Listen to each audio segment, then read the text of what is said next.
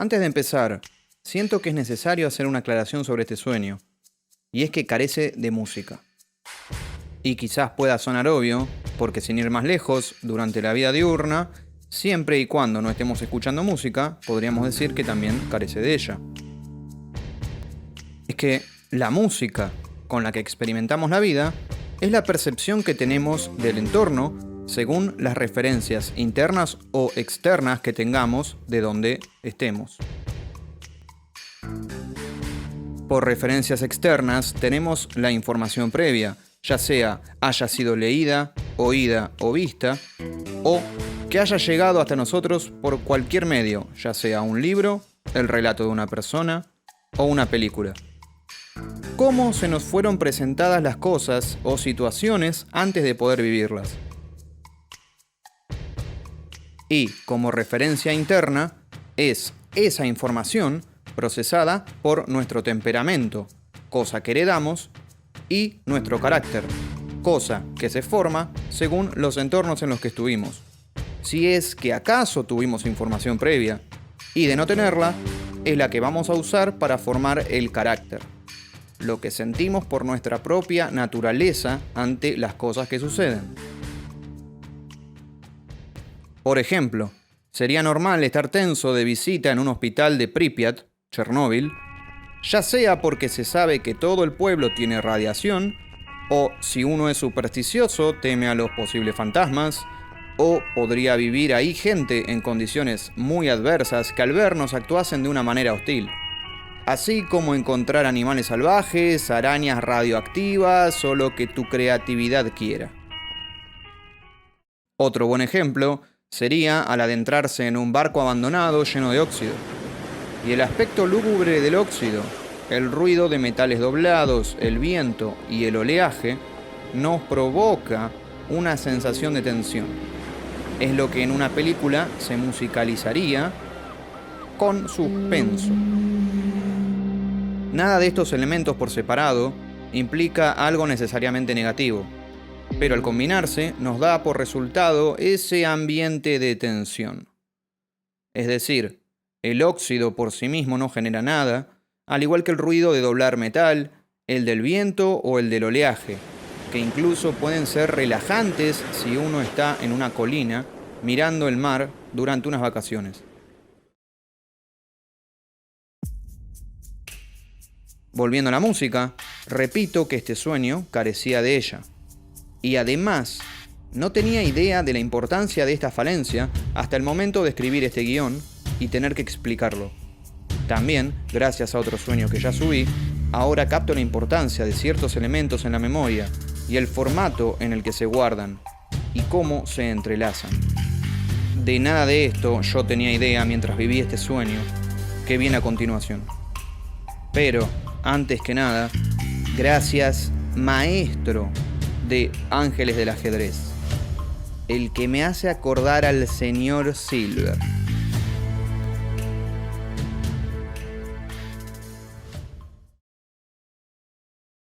El sueño comienza con que mi hermana de entre 7 y 9 años, yo de entre 5 o 6, que, estando a cargo de mi abuela, entrábamos por una puerta a una casa o departamento.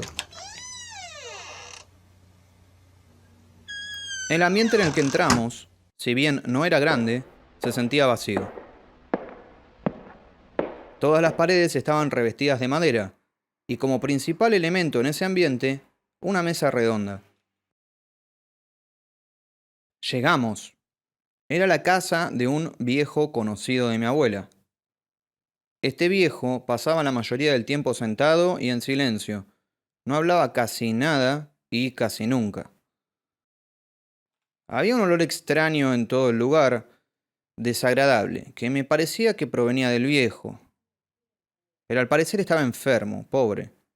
Tal vez por eso siempre está sentado quieto y sin hablar. Tenía frecuentemente un resto de baba blanca acumulada en la comisura de los labios. Me daba bastante asco. ¿Por qué no se limpia? ¿No podrá?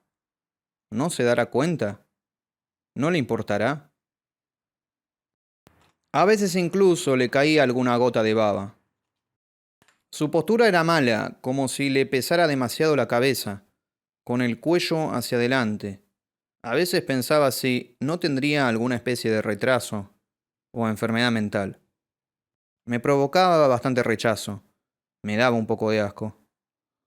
Esto de ser muy mayor me daba mucha mala impresión. ¿Qué tanto se puede deteriorar uno por solo el paso de los años? No quería pensar en que yo terminaría también de la misma forma, aunque muchas veces los adultos intentan convencerte de que vas a terminar así, hagas lo que hagas. Yo preferiría pensar que eso podía evitarse, aunque no supiese cómo, tenía fe de que se podía. Y yo iba a conseguirlo, incluso si nadie antes de mí haya podido hacerlo. En el ambiente, como dije antes, se sentía un vacío. Era un vacío extraño y potente. Tal vez el ambiente era frío, pero era distinto. Era sentir el ambiente vacío.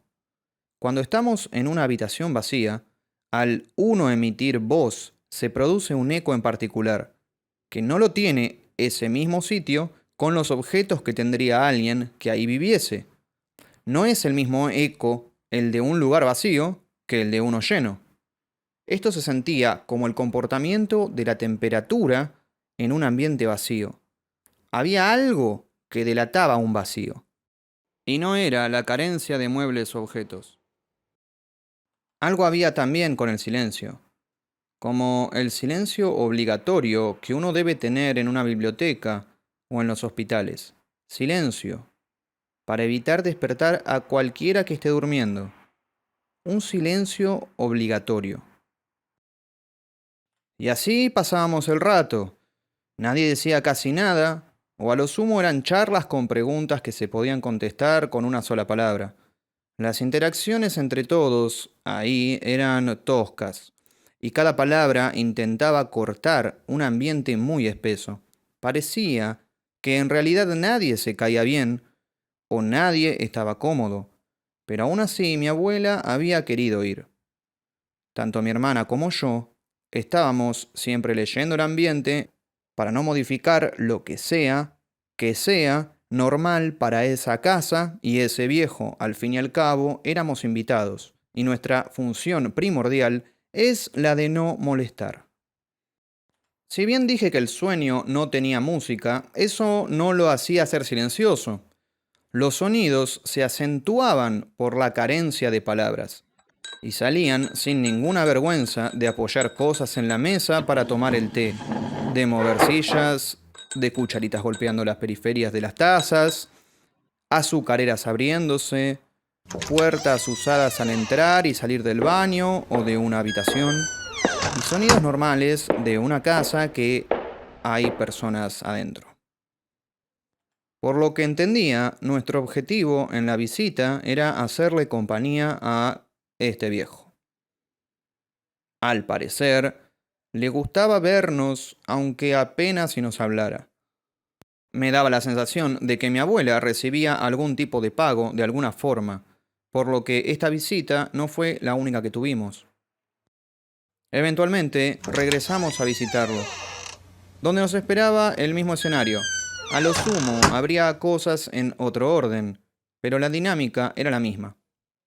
Otra vez el silencio, todas las palabras incómodas, el no saber para qué estábamos ahí más que porque al viejo le gustaba vernos.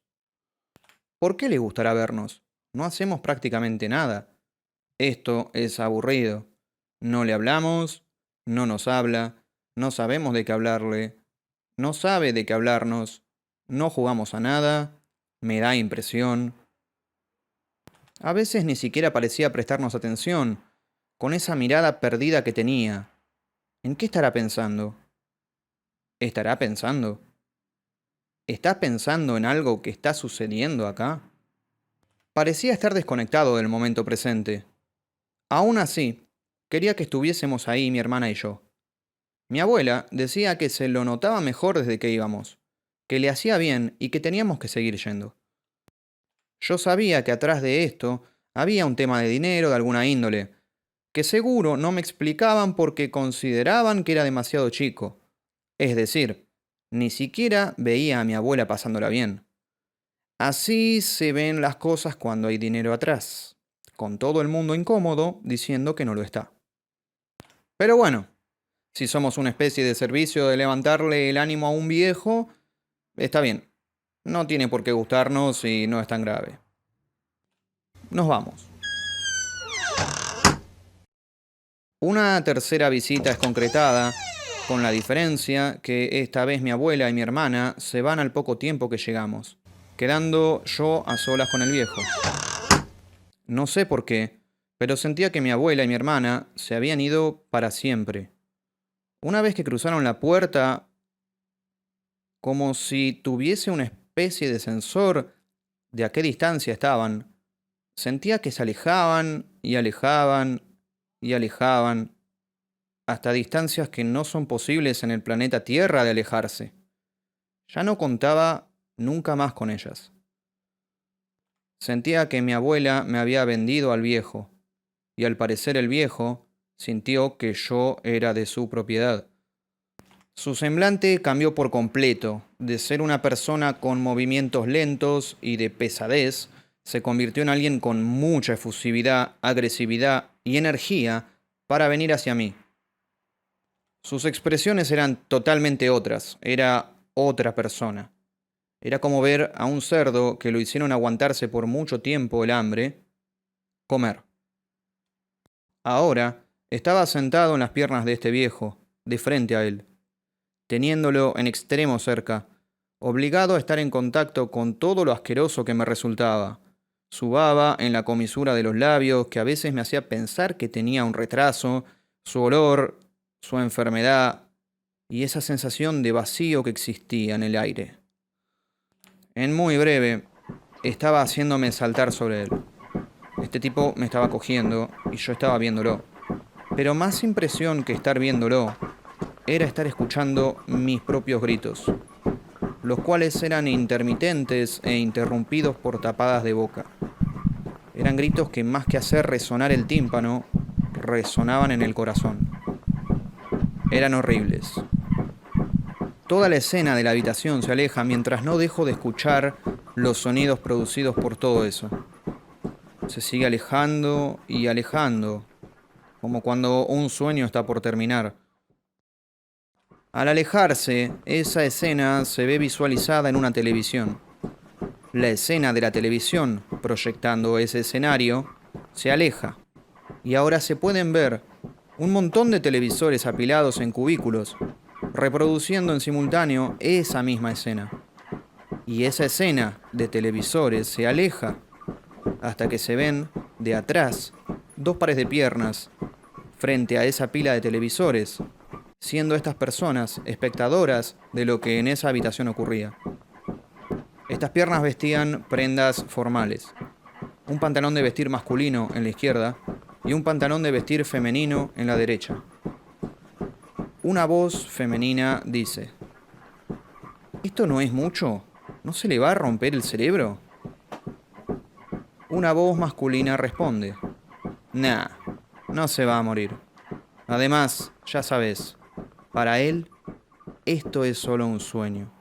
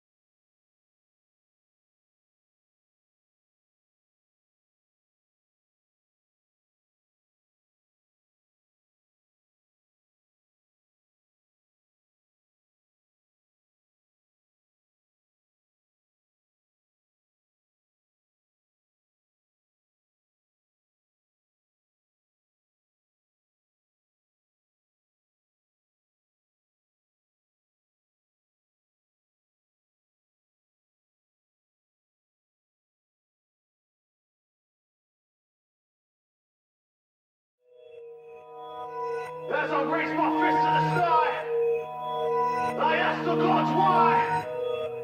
Why do I suffer? And they remind me I'm a survivor. Put a tag on the toe, he's done. Back up against the wall, nowhere to run. He's just the average, and the average, he don't matter. He was never the one. Even if he gives his best, he'll fail. Never compete with the rest, he'll fail. See him fall down, see him break down under pressure. Put to the test, he'll fail. In my mind's eye, I find my multi-dimensional uniqueness. This is only pain and stress. If it don't kill me, I'll eat this. Blinded, my eyelids are closed, but I still see it. My future is brighter, my mission completed. I've conquered my demons, and with all of this energy and everything inside of me, I will fight till I can't fight no more. Levitate above the hate, I gravitate towards my fate. I have conquered my demons, and with all of this energy and everything inside of me, I will fight till I can't fight no more. Levitate above the hate, I gravitate towards my fate. I have conquered my demons.